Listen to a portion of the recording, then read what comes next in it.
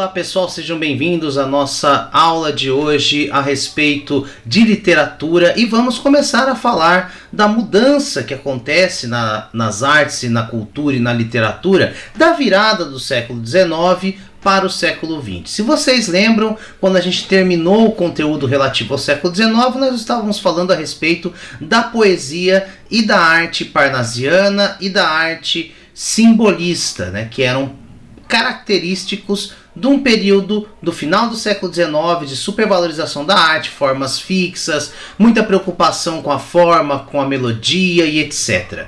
E antes, ao mesmo tempo que essas duas correntes apareciam na poesia, nós tínhamos também a presença muito grande do realismo, né, com suas críticas sociais e reflexões sobre a sociedade, e também a grande obra naturalista, que era uma obra que tinha uma preocupação quase que científica com o ser humano, com a sua vida, com o seu cotidiano, partindo de percepções deterministas ligadas às ciências ali do final do século XIX. O que acontece no início do século XX? Nós temos uma série de mudanças que na verdade começam já no final do século XIX, com o surgimento de movimentos políticos e sociais que vão dar origem a diversas reformas e revoltas.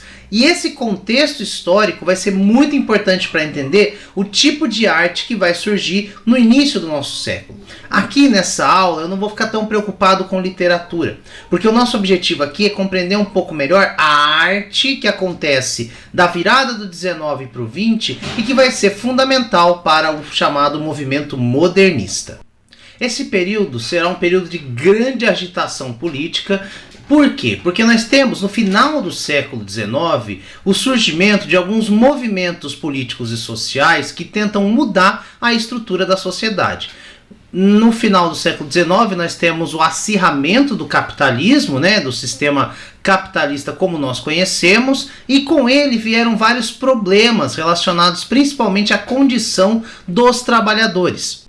As lutas para conquistar mais direitos por parte dos trabalhadores são encampadas por movimentos como o movimento anarquista. O movimento anarquista surge nesse momento propondo uma sociedade sem líderes, sem governos, na qual os trabalhadores se organizem para terem os frutos do seu próprio trabalho. Então, eles começam a liderar grandes greves em vários países, defendendo direitos que inclusive hoje são direitos dos trabalhadores, como direito a 8 horas de trabalho máximo no dia, direito a férias e a outras coisas que hoje em dia são comuns, foram conquistas do movimento anarquista, né, que defendia a autogestão por parte dos trabalhadores e até hoje defende, é um movimento que ainda existe, né? Nós tivemos o movimento da Comuna de Paris, né, que era uma revolta socialista. O socialismo surge no final do século XIX contra a autoridade do governo francês. O governo francês era muito autoritário com os trabalhadores e eles surgem com uma tentativa de derrubar o governo e estabelecer um regime socialista. Mesma coisa os comunistas lá na Rússia, que se organizam a partir do pensamento do filósofo Karl Marx e do Friedrich Engels, além de vários outros pensadores ali do século XIX, e liderados por Vladimir Lenin, tomam o poder do governo russo e acabam derrubando a monarquia e instituindo a União Soviética. A tomada do poder na Rússia talvez seja a maior vitória dos movimentos mais à esquerda naquele período inicial do século XX. Ao mesmo tempo, há o surgimento de vários movimentos nacionalistas, movimentos que têm como perspectiva principal a defesa da pátria, das pessoas da pátria e muitas vezes até a defesa de povos, como se esses povos fossem puros e coisas do tipo. Vocês já devem imaginar do que eu estou falando. É o início do surgimento de movimentos que no futuro darão origem ao fascismo e ao nazismo, na Alemanha, na Áustria e na Itália. Outro movimento político muito importante do final do século XIX, que cresce muito no início do século XX, é o movimento sufragista. As sufragistas defendiam o direito ao sufrágio universal, ou seja, que todas as pessoas tivessem direito ao voto. No final do século XIX e início do século XX, as mulheres, por exemplo, não tinham direito ao voto. E as sufragistas defendiam justamente que as mulheres tivessem o direito não apenas a votar, mas a serem eleitas e exercer cargos públicos. Nós temos várias figuras e vários pensadores ali dessa virada de século que acabam se ligando a esse movimento sufragista liderado pelas mulheres. E o movimento sufragista, digamos assim, é o movimento que dá o grande empurrão para o crescimento e o estabelecimento do chamado feminismo, que é um movimento muito forte até os dias de hoje, talvez o movimento social mais importante da nossa época, né? Agora, se nós pensamos a respeito do final do século XIX, o que estava rolando nas artes do final do século XIX? Nós estávamos ali, como eu falei, no período do simbolismo e do parnasianismo, e a arte, de certo modo, refletia isso. Por um lado, a gente tinha a arte realista, que, como o próprio nome diz, procurava retratar a realidade, a dureza da vida dos trabalhadores, e tinha uma perspectiva bastante crítica social também. A arte realista é muito influenciada pelo socialismo e pelos movimentos políticos dessa época. Por outro lado, nós temos a arte impressionista, que tem muita influência e está muito ligada, né, ao simbolismo. A arte impressionista é uma arte cujo principal objetivo é buscar as impressões, as sensações, como os poemas simbolistas faziam, sem dizer, apenas sugerindo coisas. Ou seja, ela buscava não representar mais a realidade, mas com seus traços representar uma visão um pouco fragmentada da realidade. Pouco tempo depois, o impressionismo vai se sofisticando, vai se tornando cada vez menos uma representação do real e mais uma representação da luz, das cores, dos sentimentos do artista e etc. E nós chegamos a um movimento que vai ser fundamental para o surgimento das chamadas vanguardas europeias, que é o pós-impressionismo. O pós-impressionismo tem como sua principal figura o pintor Vincent van Gogh, que é um pintor lá da Holanda, que vocês conhecem. Ele é famoso, por exemplo, por ter cortado a própria orelha. Ele tinha problemas psicológicos muito sérios. E o Van Gogh, com sua pintura, começou a fugir da realidade, distorcer as formas e cada vez mais valorizar as cores e a abstração. E essa palavra é muito importante, a abstração. É importante você entender porque isso vai estar presente em praticamente toda a arte produzida nesse período do início do século XX. Então nós temos o surgimento das chamadas vanguardas. O que são as vanguardas? A palavra vanguarda vem do francês avant-garde, que significa o pioneirismo dos movimentos artísticos. Na verdade, era o nome dado às tropas que ficavam à frente numa batalha, ou também é um nome dado ao avanço de um espadachim diante do seu inimigo. Então a ideia é a ideia de avançar em direção a alguma coisa. Qual que é a ideia aqui? É criticar as convenções estabelecidas da arte, que eram as convenções burguesas, que estavam presentes tanto no parnasianismo quanto no simbolismo. Há uma grande preocupação em buscar algo novo, uma forma nova de compor, que fugisse das formas tradicionais, porque se vocês lembrarem bem, tanto no simbolismo quanto no parnasianismo, a gente ainda tinha a prevalência, a gente ainda tinha o domínio de formas como o soneto. Eles agora querem destruir isso, eles querem buscar novas linguagens para expressar a sua arte, questionando as diretrizes e as regras estabelecidas para as artes. A gente tem uma oposição enorme ao academicismo e ao realismo. Porque apesar do realismo também ter uma questão crítica social, o realismo, como eu falei, buscava representar a realidade. E eles não querem representar a realidade, eles querem desafiar a realidade. Por isso a sua arte vai ser essencialmente experimental, a ponto de você poder acompanhar a obra, por exemplo, de um pintor como Henri Matisse, que é um pintor que começa como um pintor entre o realismo e o impressionismo, e aos poucos você vê que a obra dele vai se tornando cada vez mais experimental, brincando com cores, brincando com formas, até a completa abstração, sem a representação de formas reais, de pessoas e etc. Essa desconstrução na obra de um autor que viveu bastante pode ser justamente um exemplo da mudança que acontece com a passagem do tempo na arte europeia. Bom, os principais há vários movimentos ali naquele momento na Europa, tá, gente? Mas os principais, os movimentos que encabeçam os movimentos de vanguarda são 5. Esses 5 movimentos acontecem, de certo modo, numa ordem, digamos assim. Eles vão surgindo e à medida que eles vão surgindo, eles vão se estabelecendo e se tornando os motores que levam a arte ao longo desse primeiro quarto do século XX. E é mais ou menos esse o período que a gente vai lidar aqui, que é o período entre a virada do século até mais ou menos ali o final da Primeira Guerra Mundial. Esse é um período, aliás, muito identificado com a Primeira Guerra Mundial. Se vocês já viram em séries, filmes ou até em games, a Primeira Guerra Mundial é um evento que causa muitos traumas na Europa. A Europa nunca tinha enfrentado algo de tamanhas proporções e muitos dessas vanguardas vão tentar expressar na arte os sentimentos das pessoas diante de um evento tão terrível. Aliás, a gente pode até considerar que a Primeira Guerra Mundial é um evento que traz para o cotidiano das pessoas uma mudança na própria perspectiva do que é a vida, do que é a sociedade, do que é a existência, né? O ser humano desenvolvendo armas cada vez mais eficazes para matar o seu semelhante. Então uma série de coisas que surgem ali, que são reflexões que vão aparecer na produção artística dos membros das vanguardas europeias, das 5 grandes vanguardas: o cubismo, o futurismo, o expressionismo, o dadaísmo e o surrealismo. E aqui é importante também deixar claro que cada uma dessas vanguardas representa principalmente um movimento artístico nas artes plásticas, ou seja, na pintura e na escultura. A gente tem, claro, a produção de literatura envolvendo essas artes, mas nem todas têm uma literatura forte ligada ao movimento artístico, né? E algumas das obras literárias que a gente encontra nesse período misturam características de uma ou de outra dessas correntes das vanguardas europeias. Nosso foco aqui é pensar a arte, porque a arte vai influenciar, essas artes plásticas, etc., vai influenciar bastante a produção literária do período posterior. Então por isso que eu estou falando bastante de artes plásticas, mas depois vocês vão ver como esse pessoal vai influenciar o movimento que nós vamos estudar, que é o movimento modernista.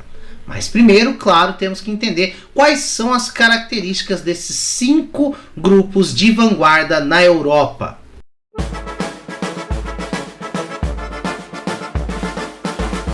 O primeiro grande movimento de vanguarda é o cubismo.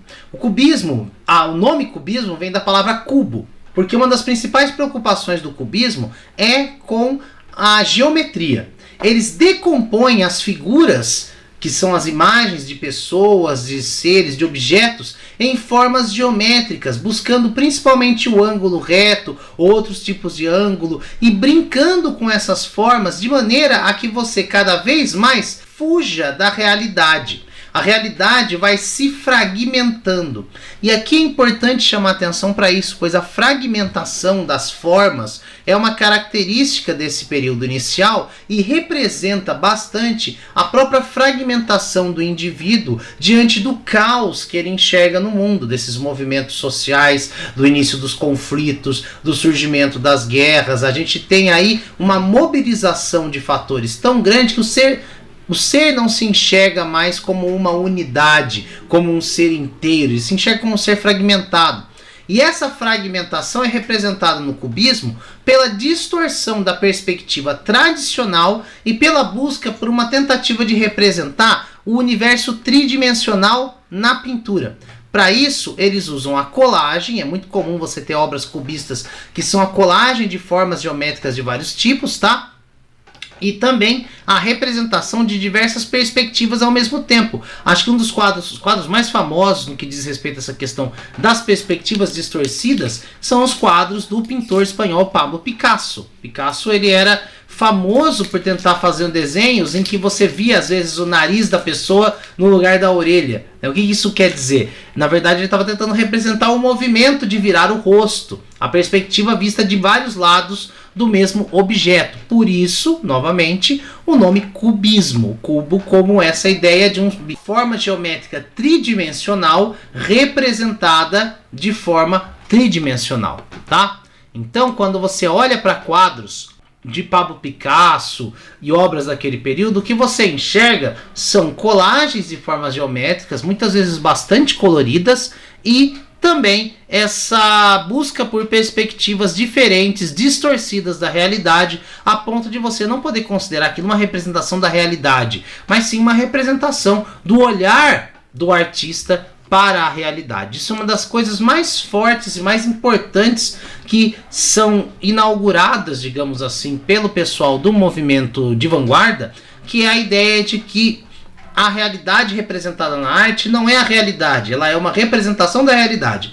É claro, toda arte é uma representação da realidade. Um quadro não é um quadro de uma pessoa, não é a pessoa, óbvio que não. Mas eles são os primeiros que vão demonstrar isso na arte, que vão fazer uma arte que não busca nem representar a realidade, mas debater, discutir, questionar essa representação. O segundo grande movimento de vanguarda é o chamado futurismo. O futurismo, como o próprio nome diz, está preocupado com o futuro, com o que vem depois. Ele é um movimento que busca valorizar as inovações trazidas pela industrialização e pela tecnologia. Tá? É o primeiro movimento preocupado com essas ideias e, ao mesmo tempo, como ele está muito preocupado com a ideia da industrialização, da evolução tecnológica, o que está trazendo naquele momento a maior evolução tecnológica para a humanidade? A guerra. Por isso vai ser um movimento que vai fazer um estranho culto à guerra. Quando você vê um movimento futurista, quando você acompanha uma obra desenvolvida no futurismo, né, etc., você vai ver muitas vezes eles falando da guerra de um ponto de vista positivo. Mas não que eles fossem a favor de se matar pessoas, não é isso. Mas é que a guerra é um espetáculo visual que constrói a humanidade. A destruição leva à construção. Né? Além do fato de que a guerra está muito ligada à velocidade, e é uma das coisas que eles cultuam, a velocidade da máquina que supera o ser humano, né? Ultrapassando os limites jamais imaginados pelos seres humanos. Temas muito ligados à vida urbana, à vida nas cidades. Claro que há o progresso, a ideia é sempre progredir, e há uma busca de rejeição muito grande ao passado. O importante é o futuro, e o passado deve ser destruído. Isso é muito interessante, porque você pode ver obras de vários períodos criticando a obra do passado, mas aqui a ideia é, um dos temas é a destruição do passado e a substituição desse passado por algo novo. Então vocês vão ver poemas e obras falando em destruir museus e coisas do tipo. Claro que tudo do ponto de vista artístico e mais metafórico, né? Há um uso muito grande de cores fortes e contrastantes, tá? Com a busca por representar com linhas, principalmente. Há muita presença da linha para representar essa ideia do movimento, das linhas retas ou curvas, mas sempre com a ideia de representar a velocidade, o movimento e até a violência, dependendo do caso. Há muita experimentação de técnicas e estilos, é um dos movimentos mais experimentais, tá? E a sua gênese e organização se dá na Itália. Praticamente todos os grandes artistas do futurismo são italianos, muitos ligados ao movimento fascista que surge naquela época, que tem uma preocupação nacionalista e está empreendendo também um culto à força, à guerra. Então tem muita relação com o fascismo, o movimento futurista. Apesar disso, influencia também autores que não são, claro, alinhados ao fascismo, né? Autores que são, por exemplo, de esquerda, contrários ao movimento de direita que estava tomando conta da Itália naquele momento. O expressionismo, como o nome diz, é um movimento da expressão. Mas o nome não está ligado apenas à ideia de falar, de expressar os sentimentos e as emoções. Há uma preocupação aqui muito forte com o sujeito, com as emoções e os sentimentos subjetivos. Porém, o foco aqui também é combater o impressionismo. Eu comentei que o impressionismo era o principal movimento artístico ali no final do século XIX, e esse movimento estava muito ligado à ideia que é uma ideia que está presente também no simbolismo, né, na corrente literária simbolista, e a ideia do movimento expressionista é combater tudo aquilo que o impressionismo traz. A ideia de que você tem que sugerir coisas a partir de toques leves e suaves. O impressionismo ele é muito suave, muito sutil. O expressionismo não. O expressionismo ele vai ser, primeiro, razoavelmente pessimista, tá? Ele tem um foco muito grande no sofrimento da humanidade, em perspectivas sombrias, uso constante da escuridão, tá? Muito preto, a cor preta na obra, né? Nas artes do expressionismo, distorção também das imagens para representar o horror, o terror, e esses horrores estão ligados principalmente à guerra, né? 1910, nós estamos ali às portas da Primeira Guerra Mundial, e eles buscam representar na arte os horrores da guerra, uma arte de crítica social, não apenas de impressão, como era o caso do impressionismo, mas de expressar, de falar aquilo que você sente, aquilo que você vê que está destruindo o mundo. Então uma arte bastante pessimista, bastante para baixo, tá? Os traços são sempre muito fortes, um uso razoavelmente arbitrário das cores, ou seja, eles usam as cores de maneira um tanto quanto aleatória, mas você vê que a composição no final ela tenta provocar em você um efeito de horror, um efeito de medo, de angústia. É a arte ligada a esse tipo de sentimento. Nós temos também a procura para que as obras tenham um tom dramático. Então as figuras que vão aparecer, figuras humanas e etc., estão sempre demonstrando como se fossem atores aqueles sentimentos que o autor pretende representar com a obra. Então são rostos em pavor, em desespero, muitas vezes distorcidos para além das formas naturais. Acho que um dos maiores exemplos disso é a obra O Grito, do Edvard Munch, né? Vocês já devem ter visto essa obra, que tem aquela pessoa com a mão no rosto, né? Este é o Fábio versão Grito. O Grito é um exemplo clássico dessa ideia de representar numa obra o desespero, a angústia, né? E vejam que junto com o rosto da figura, todo o ambiente em torno dele se distorce, porque a expressão do horror que existe na figura, ela contamina o ambiente, o espaço. Todo o espaço expressa o mesmo horror que a figura traz em seu rosto. Mas às vezes o objetivo não é representar o horror, mas representar o sofrimento, a dor, né, de existir e etc. É o caso de um quadro que é do mesmo autor, do Edvard Munch, mas é quase o contrário do Grito. É muito menos conhecido que o Grito, que é o quadro Melancolia. O Melancolia traz essa imagem de um homem olhando para o nada com uma cara de tristeza e de solidão. Então a ideia é representar justamente a solidão, a dor, o sofrimento, enquanto que o Grito representa o desespero, a angústia, o horror diante do que está acontecendo. O dadaísmo é o movimento que vem de Dada. E o que quer dizer Dada? Dada não quer dizer nada.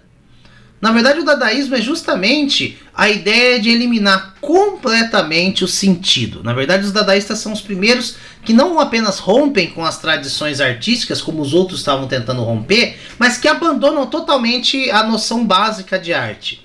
A arte dos dadaístas é uma arte do aleatório, é uma arte do cotidiano. Eles apresentam muitas vezes artefatos do cotidiano retirados de contexto em obras de arte. Acho que um dos maiores exemplos é a roda de bicicleta do Marcel Duchamp, que é uma roda de bicicleta. Ele botou uma roda de bicicleta em cima de um banquinho e botou num museu. Muita gente pode virar e falar, mas professor, isso é arte? Essa é a ideia do Duchamp. É questionar o que é a arte, usando o humor e a irreverência para criticar as convenções da sociedade. Porque quem define o que é arte? Do ponto de vista dos dadaístas, é uma burguesia com dinheiro que paga artistas, ou ela mesma paga, né, o espaço para expor a sua arte. A arte exposta nos museus não é a arte do povo, mas é a arte de um grupo de pessoas que tem dinheiro para bancar esse tipo de coisa. E aí o que acontece? Eles estão, na verdade, a partir da exposição de objetos comuns do dia a dia ou de coisas sem sentido, eles estão aí demonstrando uma posição contrária ao capitalismo, né, que para eles é o que está por trás da arte burguesa que nós temos. E também, por isso, eles têm uma característica muito forte de anarquismo. Essa destruição completa das instituições para substituir por coisas aleatórias é um movimento anti-artístico, né? Na verdade, eles têm uma proposta de contestar a própria arte, a própria noção de arte, rompendo com todas as tradições artísticas. O nome mais famoso dessa corrente é o nome do Marcel Duchamp, que é muito conhecido por ter exposto a fonte, que é um urinol, aqueles de banheiro mesmo, que é do banheiro masculino, na verdade, né? E a fonte é basicamente essa peça retirada do banheiro e com uma assinatura e data. A partir do momento que você põe uma assinatura e data, uma obra se torna uma obra artística? Essa é a questão que ele coloca. A partir do momento que você tira um objeto da sua função original e coloca esse objeto em um outro ambiente, onde ele vai deixar de funcionar, mas vai ser admirado pela sua forma, isso passa a ser uma obra artística? São perguntas que os dadaístas fazem para nós. Além disso, muitas vezes eles pegam obras de arte já existentes e pintam por cima, brincam com a obra, distorcem a obra artística para justamente fazer um questionamento sobre o que é a arte em si. E por último, o surrealismo. O que é o surrealismo? Vem de surreal, aquilo que está além da realidade, que ultrapassa a nossa realidade. A fuga aqui não se dá para o universo do sem sentido, como é o caso do dadaísmo, né, que não faz sentido, e também não se dá pela busca de distorção das formas da realidade, mas pela busca de outras realidades, que ficam onde? Ficam na nossa mente. Há uma influência muito grande da psicanálise, que naquele momento estava no auge com os estudos do Freud, e a partir disso, a arte surrealista busca valorizar os sonhos e imagens inconscientes que estão dentro da nossa mente, que nós não representamos, porque elas estão no universo do inconsciente. Elas se revelam apenas em sonhos e em devaneios. Então a arte, ela não tem relação com a lógica e com a razão. Ela é uma arte impulsiva, fantástica e onírica. Onírico quer dizer ligado aos sonhos, tá? Os surrealistas vão brincar, primeiro de tudo, com a representação. Eles são pintores que representam a realidade, mas na representação da realidade distorcem essa representação. Um exemplo clássico é o quadro do cachimbo, do René Magritte, que é apenas a pintura perfeita de um cachimbo, porém, neste cachimbo está escrito: isso não é um cachimbo, ce n'est pas un pipe, que é em francês, isto não é um cachimbo. Essa obra se chama A Traição das Imagens, e é uma reflexão justamente sobre o quê? Sobre a ideia de que aquilo que você vê não é o que você está vendo, é uma representação de algo real. Outro exemplo é o grande Salvador Dalí, que não apenas brinca com a perspectiva das imagens, como às vezes brinca com a própria existência de coisas, com quadros como cisnes refletindo elefantes, que é na verdade uma ilusão de ótica. Os surrealistas usam constantemente ilusão de ótica para nos enganar. E ele faz o quê? Ele faz com que um grupo de cisnes num lago, no reflexo, pareçam elefantes. E essa ideia da brincadeira com a imagem, de perspectivas diferentes, aquele quadro famoso dos relógios derretendo também é dele. Tudo isso para representar um mundo que só pode existir nos sonhos, não pode existir na nossa realidade concreta. Tudo bem?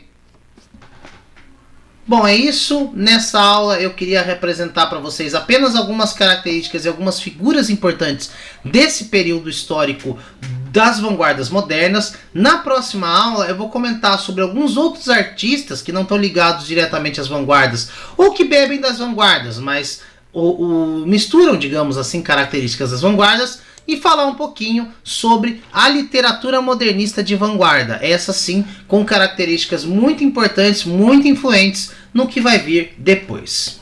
Agradeço a audiência de vocês, a gente se fala na próxima aula. Falou, pessoal!